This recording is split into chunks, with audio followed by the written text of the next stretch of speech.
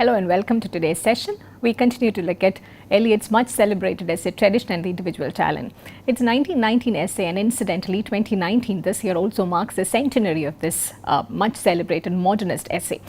Though Eliot has not used the term modernism in his work, we begin to realize that his critical writings, his attitude towards criticism and critical tradition is in stark contrast. It's almost a significant departure from the romantic ideals. He is not without stating that directly. He's insinuating that romanticism is almost dead and that modernism is the new king. So this is evident almost throughout his works. In this particular essay that we are taking a look at, Tradition and Individual Talent, the Metaphysical Poets, and Hamlet and His Problems, where he highlighted the idea of the objective correlative.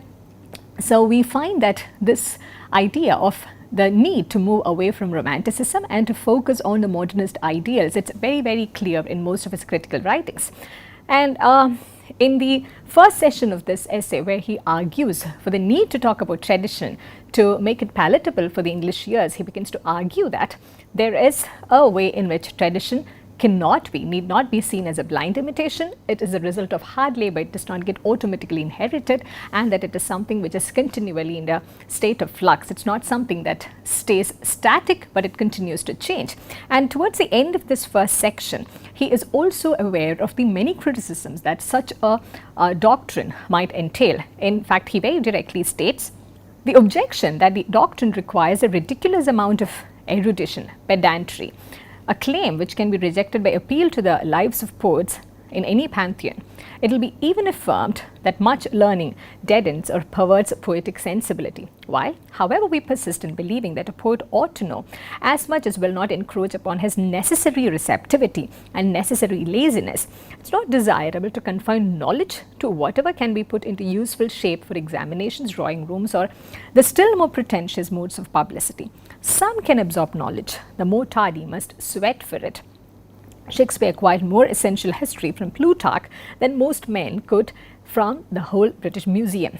What is to be insisted upon is that the poet must develop or procure the consciousness of the past, and that he should continue to develop this consciousness throughout his career. Of course, Eliot, in the first half of this essay, in the first part of the essay, focuses on the need of hard labor, about how hard work, engagement with the past will also lead to the absorption of the past, which in turn will heavily influence the individual work.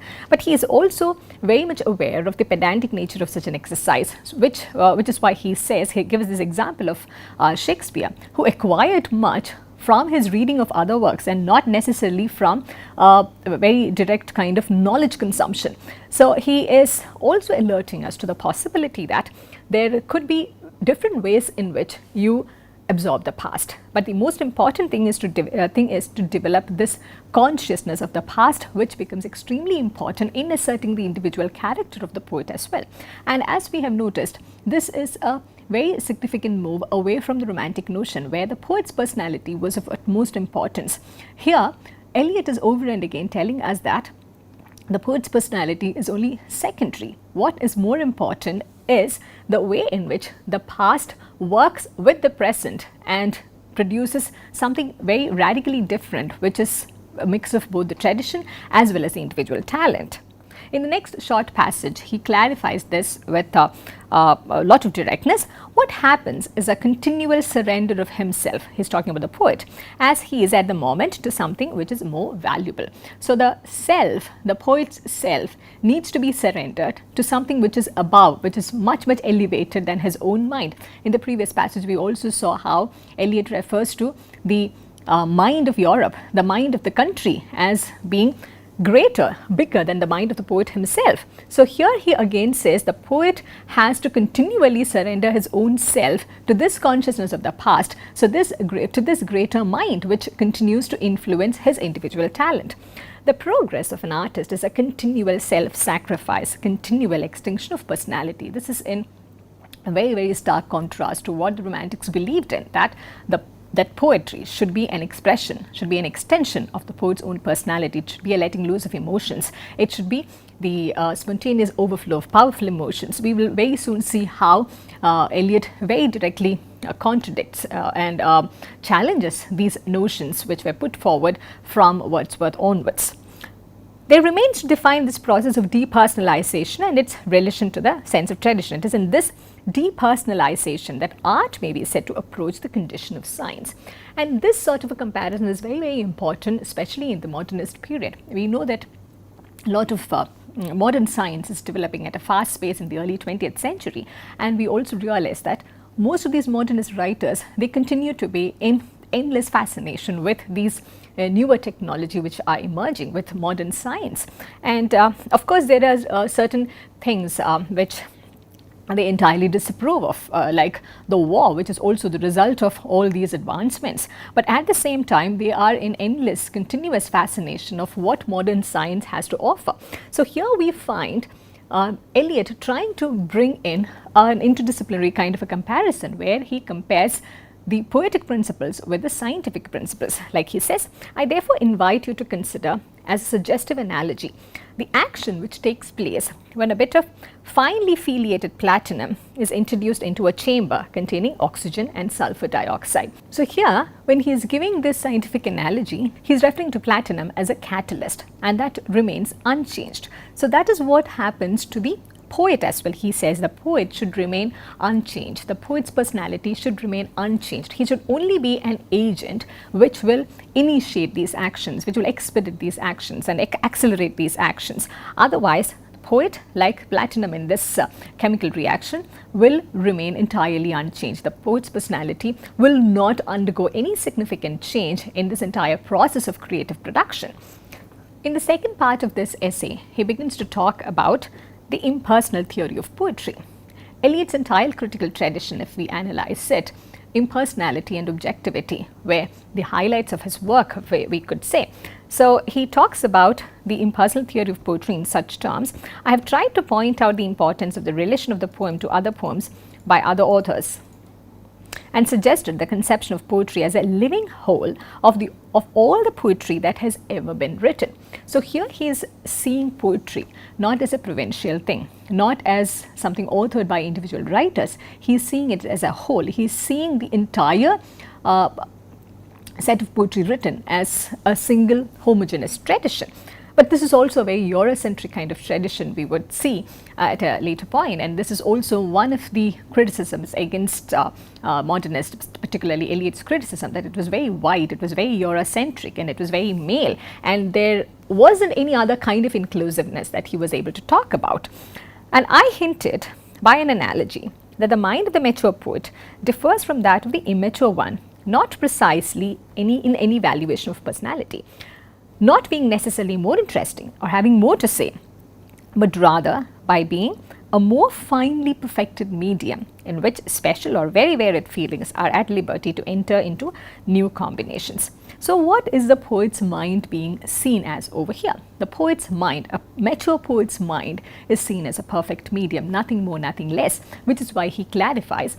He talks about, when he refers to the mature poet, it's not necessarily because they are more interesting or they have more to say by virtue of their maturity, but it's because they begin to work as a perfect medium. And that is what maturity does to a good poet, Eliot believes. Maturity helps this poet to stay as a good medium and stay unaffected and stay unchanged throughout this entire process of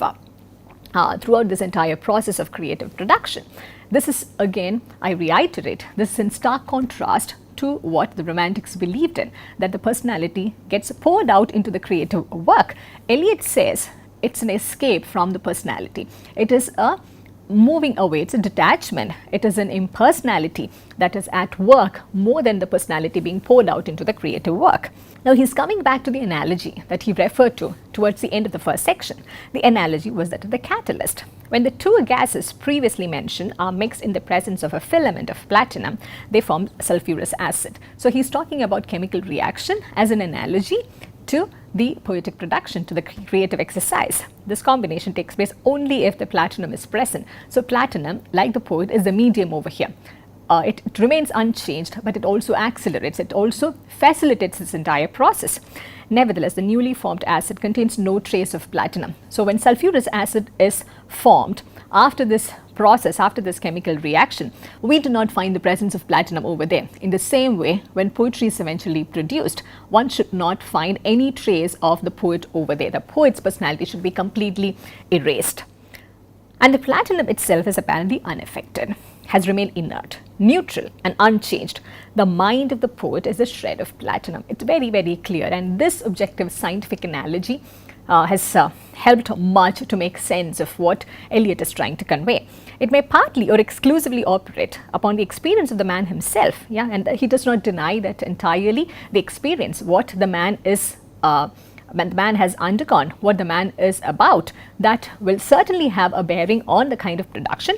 The more perfect the artist, the more completely separate in him will be the man who suffers and the mind which creates. And this sums up his theory of impersonality. The mind which suffers and the mind which creates has to be different, has to be distinct. These two entities should be essentially divorced from each other. If the mind which suffers also becomes the mind which creates, he believes that there is no impersonality and there is no possibility for perfect poetry to get produced. The more perfect the artist, which is where he talks about the maturity of the artist. A mature artist will also know how to dissociate himself from that from that product which is being created. The mature artist will also know how to situate himself as this perfect medium, which will remain, in his own words, inert, neutral and unchanged. The more perfect the artist, the more completely separate in him will be the man who suffers and the mind which creates. The more perfectly will be the mind digest and transmute the passions which are its material. So here again and again we will see that Eliot is trying to very, very evidently, very, very deliberately move away from the romantic ideals which were in place from the end of 19th century onwards.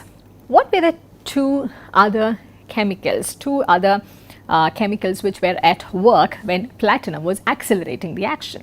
Here he further clarifies it, saying the two other elements were emotions and feelings. So emotions and feelings are extremely important. When he is talking about an impersonal theory of poetry, he's not asking the poet to get detached from emotions and feelings, but he's also talking about a way in which the poet is able to be present over there by engaging with emotions and feelings, but not necessarily pouring his personality out in that final product.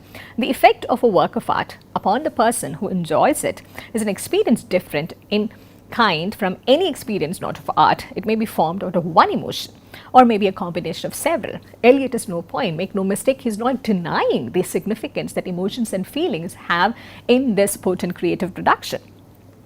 And various feelings inherent for the writer in particular words or phrases or images may be added to compose the final result. And here he is again alluding to objective correlator, which we shall be taking at a closer look at in one of the other sessions. Or great poetry may be made without the direct use of any emotion whatever, composed out of feeling solely. He is here trying to do something very delicate, very fine, without really clarifying it any further, unfortunately.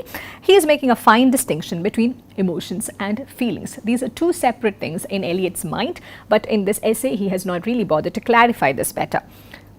He gives the example of Inferno and says it's a working up of the emotion evident in the situation, but the effect, though single as that of any work of art, is obtained by considerable complexity of detail. And he continues to dwell upon that example and says the poet's mind is in fact a receptacle for seizing and storing up numberless feelings, phrases, images which remain there until all the particles which can unite to form a new compound are present together. So he's talking about this entire creative production, the process of creative production in terms of scientific analogies, in terms of chemical reactions. The poet just needs to be present over there to facilitate and accelerate all these reactions and actions, and the end product will emerge by itself. But for this, what needs to be present in very potent forms is a mature poet, someone who can remain as a perfect medium. In this passage, the next passage that we shall be taking a look at, Eliot is also talking about some of the classical notions that we have taken a look at while in the previous sessions. If you compare several representative passages of greatest poetry, you see how great is a variety of types of combination, and also how completely any semi-ethical criterion of sublimity misses the mark. So there's no one exact formula for perfect aesthetic production. For it is not the greatness, the intensity of the emotions, the components, but the intensity of the artistic process, the pressure, so to speak, under which the fusion takes place, that counts. This is very significant. Just like Eliot emphasizes the need for hard work, the need for labor in producing a work of art, in comprehending a work of art, he is also talking about the pressure which is involved over here. It's not entirely about leisure. It's not entirely about pleasure. In fact, it's more about the pressure, the conditions under which the work of art gets produced. The episode of Paolo and Francesca employs a definite emotion, but the intensity of the poetry is something quite different from whatever intensity is the supposed experience it may give the impression of. He gives examples from Shakespeare, from Dante, to talk about the combination of these different elements. And he says the effect would be varied, the kind of combinations, the processes would be varied, but what remains the same is that in either case there has been a fusion of elements. So this fusion is particularly important, the fusion between emotions and feelings. And in what sense Eliot had made a distinction between the two, unfortunately we do not really get to know. The Ode of Keats contains a number of feelings which have nothing particular to do with the nightingale, but which the nightingale, partly perhaps because of its attractive name and partly because of its reputation, served to bring together. So this is the kind of fusion that he's talking about. It's not as if the nightingale and the emotions which are being talked about have a direct link to each other. It is up to the onus is upon the onus is on the poet to make this fusion possible. It is upon this mature mind in this perfect medium. It entirely depends on this perfect medium, the poet, to make this fusion happen in such pleasing terms. And it does not necessarily mean that it's an easy process. This is a process which works under pressure, which is why he also uses this scientific analogy to make sense of it, for us to make sense of it rather. So he again reiterates this point that the poet does not have a personality to express. It is not about the poet's personality at all, but it's about a particular medium, which is only a medium and not a personality, in which impressions and experiences combine in peculiar and unexpected ways. So that is the uniqueness of this process. The poet moves away from his personality. He continues to remain only as a medium, but the combinations that he accelerates, the fusions that he makes possible, they are peculiar, and they come together in very unexpected ways, and that is where individuality also comes in. So here is where Eliot, in these painstaking ways, he tries to drive home the idea that tradition is extremely important, but at the same time, the uniqueness, the individuality of the poet is also in making possible and facilitating these combinations which are unique as well as unexpected. Impressions and experiences which are important for the man may take no place in the poetry, and those which become important in the poetry may play quite a negligible part in the man, the personality. So this is what he means by impersonality and the ideas of objective correlative, which we shall be taking a look at in greater detail. We will also take a look at one of his finest poems, one of the most representative poems of the modernist period, the love song of Alfred J. Prufrock, to see how this impersonality is at work over there, how aesthetically the idea of objective correlative gets represented over there as well. While giving some examples from classical texts, he also talks about the presence of emotion in varied ways, and he talks about the balance of contrasted emotion, and it's in the dramatic situation to which the speech is pertinent, but that situation alone is inadequate to it. So he talks about the need to bring together different kinds of emotions in order to produce the kind of effect that poetry entails. While celebrating this need to move away from personality, Eliot also finds it important to reiterate that the experience that the poet had, it need not be unique in any way. He says it is not in his personal emotions, the emotions provoked by particular events in his life, that the poet is in any way remarkable or interesting. It is not about the kind of experiences the poet had at all. particular emotions may be simple, crude, or flat, a poet can lead an extremely uneventful life and still write about complex things, he argues. The emotion in his poetry will be a very complex thing, but not with the complexity of the emotions of people who have very complex or unusual emotions in life. So that's not the kind of equation that he is trying to bring over here. On the contrary, he is trying to break that equation which the Romantics tried to solidify, that the artistic expression is an extension of the poet's personality. On the contrary, Eliot is here saying that the artist need not have a complex life, a complex experience in order to produce a complex emotion.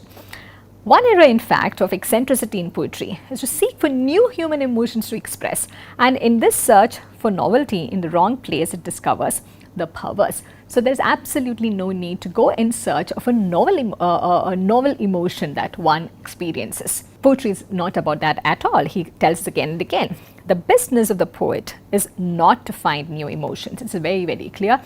Let's underscore this statement. The business of the poet is not to find new emotions, but to use the ordinary ones and, in working them up into poetry, to express feelings which are not in actual emotions at all. Here we find, very ironically, certain kinds of continuity is being established with Romanticism. If you recall the lyrical ballads, the preface to lyrical ballads by William Wordsworth, he also spoke about how certain ordinary things could be transformed into elevated things through the presence of this poet's mind, that it is not about the inherent exoticity, not about the inherent sublimity of any experience or of any object, but it all happens in the mind of the poet. And of course, Eliot thinks he is deviating radically from the Romantic principles by focusing, or rather, entirely defocusing the idea of personality.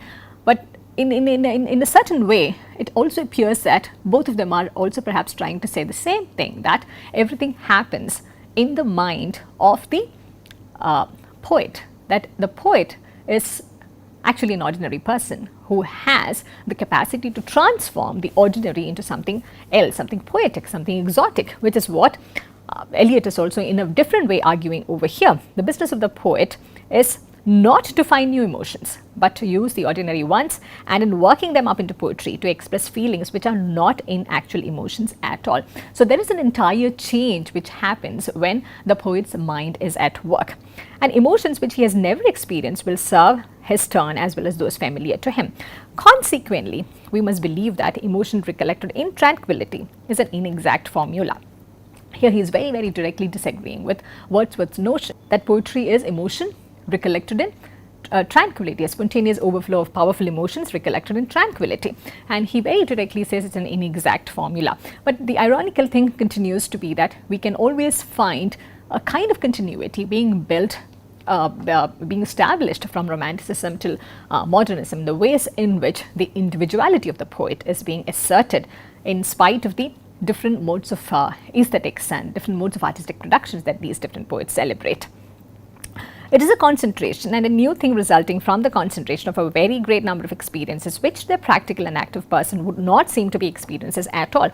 Romantic poetry also, if you care to remember, they also did the same. If you look at a number of poems produced during the Romantic period, the Ode to a Nightingale or the Ode to a Grecian Urn, we find that it's not entirely about that object, but it's about a certain kind of fusion which happens in the poet's mind, where this sort of fusion, which is new, which is unexpected, and it gives a different kind of an experience to the reader. These experiences are not recollected, and they finally unite in an atmosphere which is tranquil only in that it is a passive attending upon the event. So he seems to be disagreeing with Wordsworth's notion of emotions recollected in tranquility, but we find that the focus continues to be on the poet's mind, which is at work.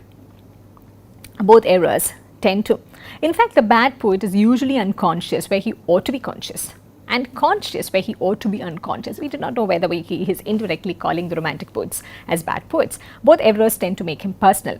Poetry is not a turning loose of emotion, but an escape from emotion. It is not the expression of personality, but an escape from personality. But of course, only those who have personality and emotions know what it means to want to escape from these things. Here we find a striking similarity with Keats' notion of negative capability. It is not about the lack per se, but the knowledge of that lack enables the poet to move away from that. Rather, the knowledge of that thing which should not be there enables the poet to move away from that as well.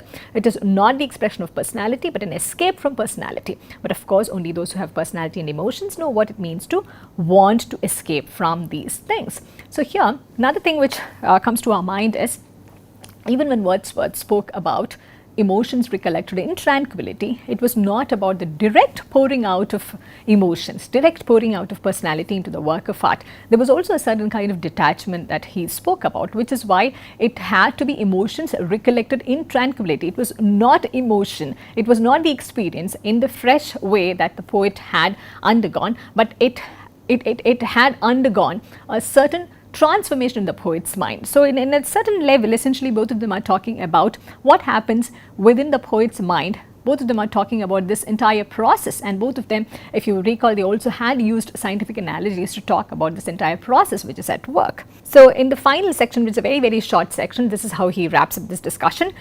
The emotion of art is impersonal. So that is one point that Eliot continues to drive home, his theory of poetry, which is rooted in impersonality. The emotion of art is impersonal, and the poet cannot reach this impersonality without surrendering himself wholly to the work to be done. And he is not likely to know what is to be done unless he lives in what is not merely the present, but the present moment of the past. Unless he is conscious not of what is dead, but of what is already living. He is trying to bring this discussion back into focus to where he began, by talking about the need to bring back tradition, the need to have a fusion of the tradition as well as the present. He's again reminding the poetry that the business of the poet is to remain impersonal, and this impersonality cannot be achieved unless the poet is willing to surrender himself entirely to the work of art which is going to be produced. And in that work of art, one should not find any trace of this poet, the poet's mind, which had created this work. And this, he says, this entire knowledge, this entire exercise could be engaged with only if one is very, very conscious of what had gone by, about the tradition and about how the poet's work, the poet's position is situated within that. So here is how he talks about the combination of tradition and individual talent, by arguing that tradition is not a dirty word. Tradition is not something that could be swept under the carpet. But on the other hand, it is a very live thing which continues to undergo a change, and the poet's personality and the poet's individual work will get significance, will produce fruition only if there is an active engagement with what is past, with what is now referred to as tradition. I read the final sentence again. And he's not likely to know what is to be done unless he lives in what is not merely the present, but the present moment of the past, unless he's conscious not of what is dead, but of what is already living. He's also referring to canon, tradition, which never dies, which continues to live on. Whether this is a right way to engage with a theory of poetry or not, that's a different question altogether. But the significant thing is that he is reiterating the significance of canon, and we find that this entire discipline of literary studies is also heavily rooted in what is canon and how to move away from it. So this is again a very significant seminal moment in the history of literary criticism, where canon becomes extremely important, tradition becomes extremely important in order to evaluate a work of art, in order to engage with a work of art creatively as well as critically. With this, we wrap up for today. Thank you for your attention, and I look forward to seeing you in the next session.